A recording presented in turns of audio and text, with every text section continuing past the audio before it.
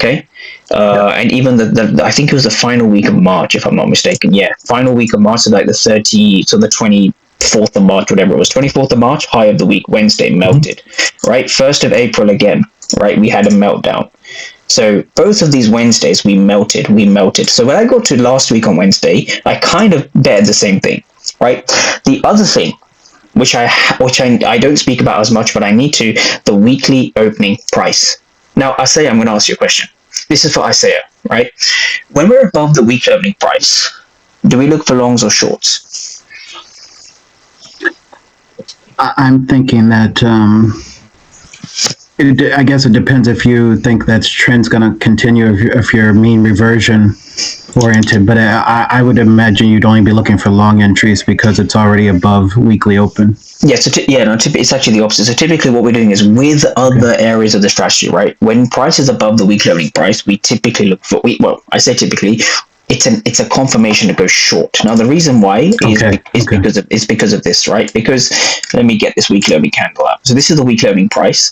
Now what you will find typically when you do a little bit of back testing, I'll give you some additional homework you can go and try, right? If this is a weekly opening price, right, what you'll find is that the best shorts or the best short trades typically will happen somewhere inside of this wick. Now, of course, you need a key level, you need absorption, you need to have this 4-step positioning process, you have to have a good read on price. This is just a confluence. So I don't want you going away thinking, oh, we're above the weekly opening price, let's short. No, that's not how it works. We use the now. Is this candle the current week, or is it the candle representing the previous week? So you can notice here the candle is moving in real time, right? So if you look at this, can you see how it's moving? It's changing shape. Oh, yes. It's in real time. So the bet I made was I followed the 4-step positioning process, which is what I started with.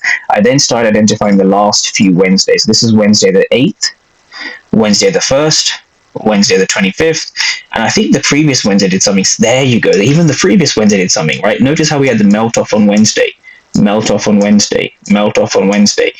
That was how last week's trade and level was formed, right? Melt off on Wednesday. So tomorrow's Wednesday. Now, I'm not saying we're going to see shorts, but do you see how we're beginning to build patterns here? Mm-hmm. Hopefully you can start to see that, right? Now, I'm not saying tomorrow we go short. Of course not, right? But I'm just saying, if we do, then I was right. But you see what I'm saying? Hopefully we're trying to build some patterns here.